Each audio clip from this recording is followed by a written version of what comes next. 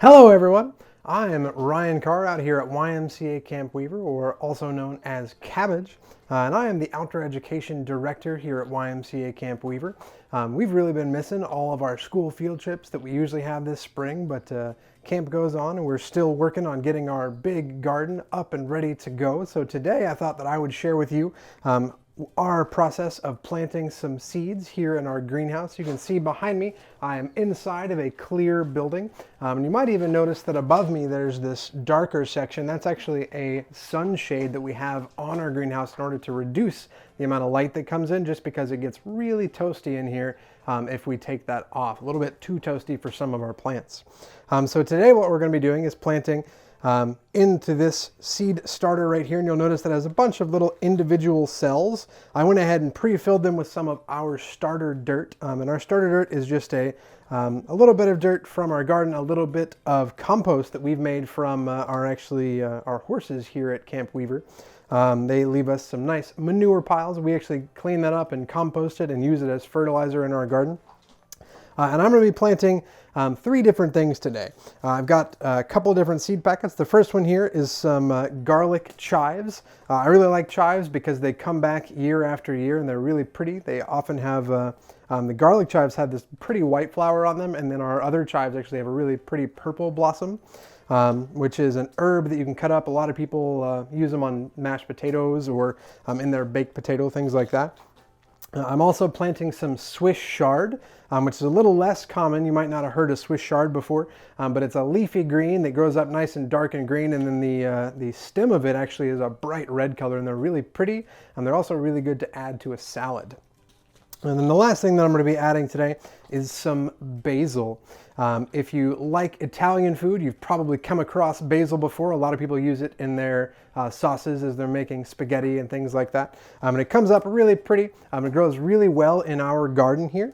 So we're going to be planting a little bit of that to start as well. As you're starting to plant things, it's really important to know when and how to plant it. So really the best indicator of how to plant something is going to be given to you on the seed packet. So what I always suggest is read the entire seed packet, and then especially look out for this little section here, which if you take a peek at it, it's got some instructions on it for a bunch of specific things. The first one is the seed spacing, so about how far apart they need to be when you start growing them. It's got the seed depth, which is about how deep it needs to be when you actually plant it into the ground. Days to sprout, which is basically after you plant it and you water it the first time, how long is it going to take for you to actually see something happening? And then there's a couple other things that it includes, as well as the days to harvest, so about how long it's going to take before you can actually harvest that plant for your use. And then how far apart they need to be once they mature. So we're going to plant some basil to start off. We're going to be starting out in these little cells. And basil, as I'm looking at it, needs to be a 1/4 inch deep. It takes about 7 to 14 days to sprout. And then it's about 65 to 75 days until harvest. So about 2 months to 2.5 months from now, we'll be able to harvest some basil to make ourselves some either dried basil, or we could take that fresh basil and actually mix it in with our sauce as we're cooking it down. The first thing that I'm going to do is, it tells me that I need a 1/4 inch depth. So a 1/4 inch for me is about half the length of my little fingernail. So you can actually just go and make a little spot for each seed with your finger if you like. Or my preferred method is I cheat and I use a Sharpie so I don't have to squish my finger down in the dirt and get dirt under my nails. But I'll take my Sharpie, and I know about how deep a 1/4 inch is on my Sharpie. And then I'm just going to make a little space in each of my cells for my basil seeds to go into. As I'm doing that, I'm just making sure that my soil is nice and damp, and then I get that little space that I need. The seeds that I have, we don't like to throw away seeds. We reuse them until we run out of them. So these seeds are not from this year, but they still will sprout. Not all of them will sprout, most likely. So what I'm going to do is actually go ahead and put 2 seeds in each of my little cells here in my seed starter. You can see if I hold that up, basil seeds, very, very small. A lot of seeds will be really small, especially herb seeds tend to be very tiny. So it's really important that you're careful and that you don't lose all your seeds by accident. So I'm going to take my finger and just pick up 2 little seeds each time. I'm going to drop 2 seeds at a time into these little wells as I go around. This is definitely something that you can do at home as well. So if you have any seeds or your parents have any seeds, I think that it's really rewarding and fun to start growing plants. And I actually have a whole bunch of plants both here at camp and I have some at my house as well. I was really excited this year. I started mint from seed, which I've tried a couple times before and hasn't gone super well for me. But this year it went really great. I got a really good sprout rate on all of my seeds. So I'm excited for the first time that I get to make some mint tea with that mint that I've got growing back in my house. As I go around, I'm just sprinkling in 2 to 3 seeds, not really being particular about exactly how many, because it won't really matter. Once they sprout, if too many of them sprout, I'll actually later, I will thin them out to make sure that they have enough space and enough nutrients and that they're not fighting with each other to try to survive. And I had more basil seeds than I thought, so I'm gonna actually go ahead and prepare a couple more cells and keep sprinkling seeds as I go. For me, it helps to always go just in order so that I don't forget which ones that I put in, because as you can imagine, these are pretty small seeds, and if I wasn't paying attention, I could very easily forget which cells had seeds and which cells didn't.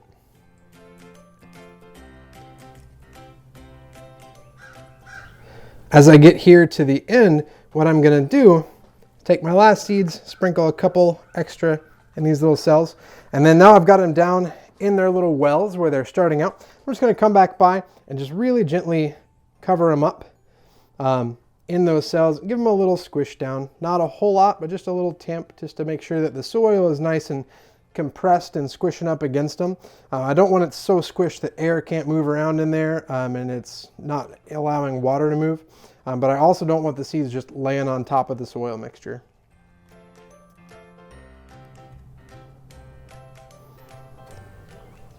All right, so that's my basil planted. I want to make sure that I can remember where the basil is, because right now it all looks exactly the same. But I know from here over, I've got basil.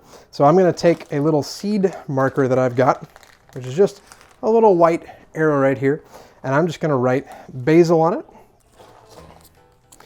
It's also good to write the date that you planted it, when you think it's going to sprout, and how long it takes, or when it's going to mature. Another good one to include is the spacing for when you transplant them over to the garden, if you're going to do that. So I'm going to put basil. I'm also going to include, for my basil, whoops, my basil says 7 to 14 days to sprout. So today is April 30th. So this should sprout in about May 15th. That's when I'll start to worry that the seeds didn't do well, or I didn't water them enough, or something has gone wrong. And then they are harvested in 65 to 75 days. I'm going to put that on there as well so that I know how long it's going to be. Then I'm just going to take my marker, plop it right in here, so I know that from here over, I've got all basil. Then I'm going to move on to planting my next plant. Swiss chard is what I'm going to go with next. I really like these, so I'm probably going to do 3 rows of the Swiss chard right here. Let's read our instructions for the Swiss chard. So the seed depth on these is a 1/2 inch, which is a little bit deeper. 1/2 inch for me is about the entire width of my little fingernail. 5 to 17 days to sprout, so it might take them a little bit longer to pop up than it will take our basil.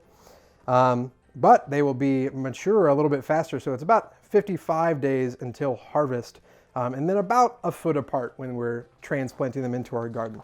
So let's go around and go ahead and make our 1/2 inch wells. So I'm making my 1/2 inch wells, making sure that I've got space for my seeds to go in.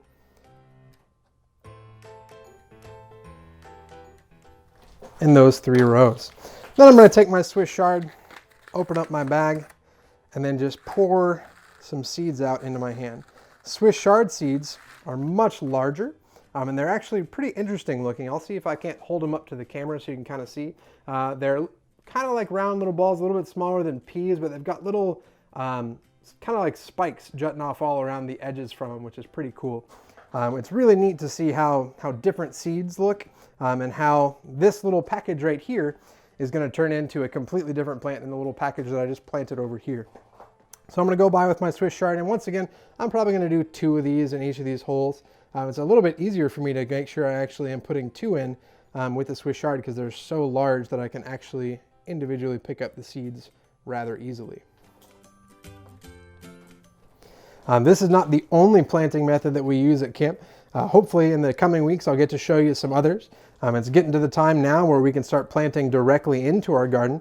We like to plant a lot of things like radishes and carrots because our animals at camp love to eat radish greens and carrot greens. They'll eat the carrots too if we give them to them, but we try to avoid that as much as possible because they're really sweet. And it's like kind of like giving candy to a camper. You don't want to give them too much candy, enough to make them happy, but not so much that they start to get sick. So there we go. I've got all of my Swiss chard in. Now what I'm going to do is come back by and just make sure that I cover those seeds up nice and good. As I'm covering each one up, remember that I'm taking my finger and just very gently tamping the soil down on top of the seeds to make sure that those seeds are nice and covered up and they've got good contact with all the soil around them. That'll allow for the water to get to them really well and allow for them to grow as well as they possibly can. All right, so I've got my Swiss chard in. I know it's in these 3 rows. I'm gonna go ahead and label those before I forget. Pull up my tag right here. So Swiss chard.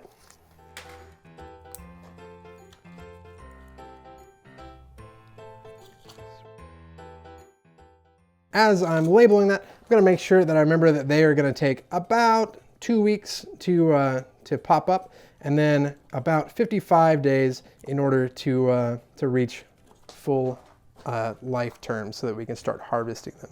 And then I've got one more plant to plant, which is my chives. Now chives are a pretty small seed, and herbs are notoriously difficult to get started. So I'm going to go ahead and be very careful to make sure I read all the instructions. Another thing that your plants will have on the seed packet is a sun rating. So all of these that I've planted so far have been full sun, which means they want to be out in the sun as much as they possibly can. There's other plants that'll have half day or early morning sun or late evening sun.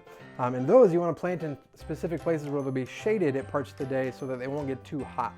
And if you plant them in the full sun, most of the time they will not do as well, or some of the time they'll even die.